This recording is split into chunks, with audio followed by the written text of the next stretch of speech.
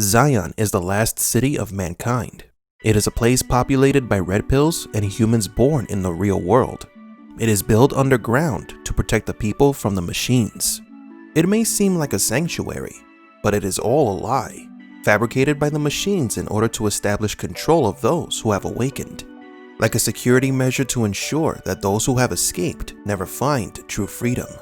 The Matrix Revolutions concluded with a truce between man and machine, which theoretically should mean that the humans no longer have to hide in a machine-made underground prison. Could it be that Zion will be rebuilt on the surface? Will humans finally begin to repopulate the planet? Can they survive the hostile conditions of the world now that the machines will no longer attack them, at least for the time being? What will this new city of Zion be like in Matrix 4? Welcome to Matrix Explained.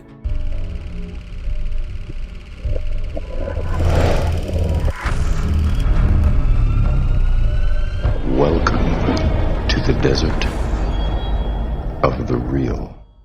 Before we begin today's video, we would like to announce our first official giveaway for our subscribers.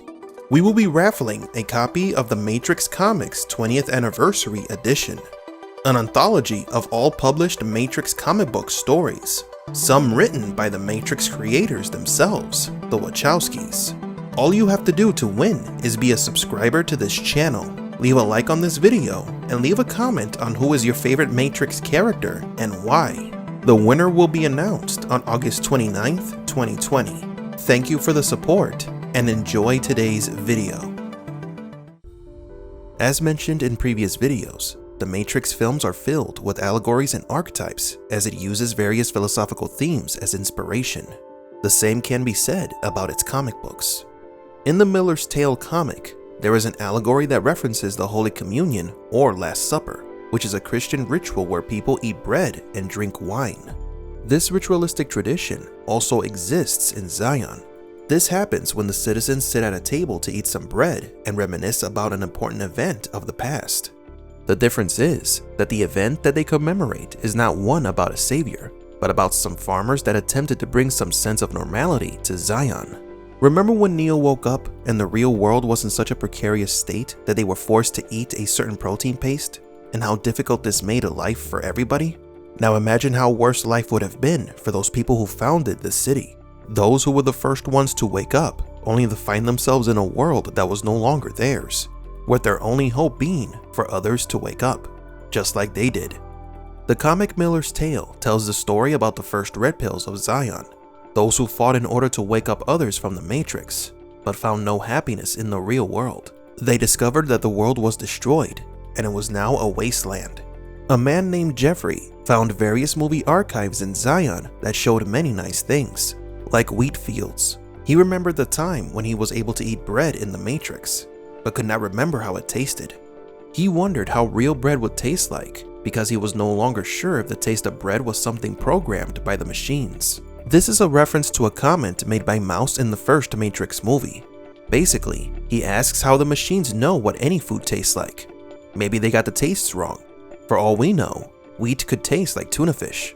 This causes Jeffrey to become obsessed with wheat, so he goes with a group of other red pills to find a seed deposit, storage locations that also exist in the real world in case of a cataclysmic event.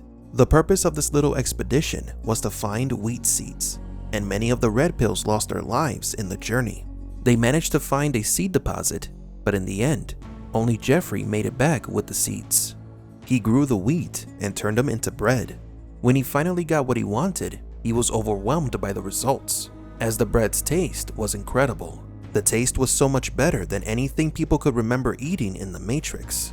Because of this, Jeffrey built a farm camp near an electric station, a hidden place where he could make a wheat harvest. For a long time, the red pills fought in the Matrix in order to save other people. Their main motivation was to go back to Zion and eat some more real bread, and not the one simulated by the machines. Sadly, this could not last forever. The machines discovered the wheat farm. They destroyed it and killed everyone who was there, including Jeffrey. From that point on, bread is rarely eaten in Zion, but when they do, they commemorate the lives of the red pills that came before them, those who fought to bring the bread to every table in Zion.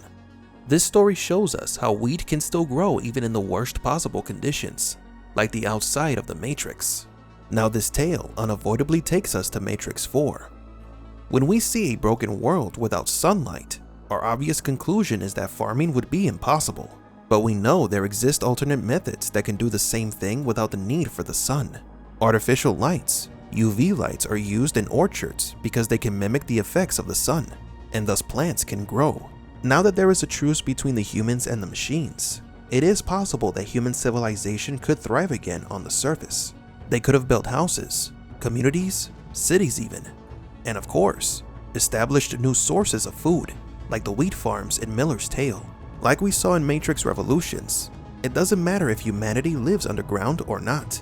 If the machines wanted to destroy Zion, they would do so regardless of its location, and the only thing that is preventing such destruction was the sacrifice of the One.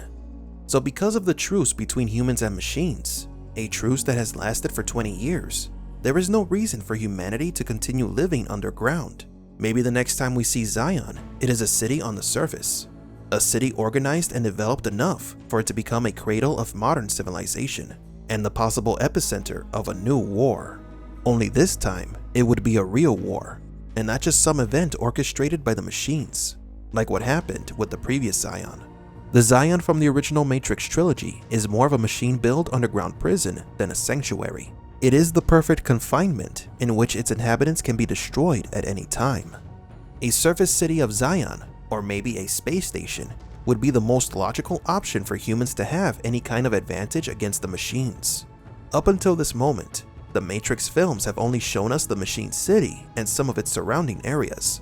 It would be interesting to see the rest of the planet, as there could be a forgotten group of machines that survived the war. Also a real Zion perhaps, just lying and waiting for the perfect chance to strike. This is a fascinating topic of discussion, but that's for another video.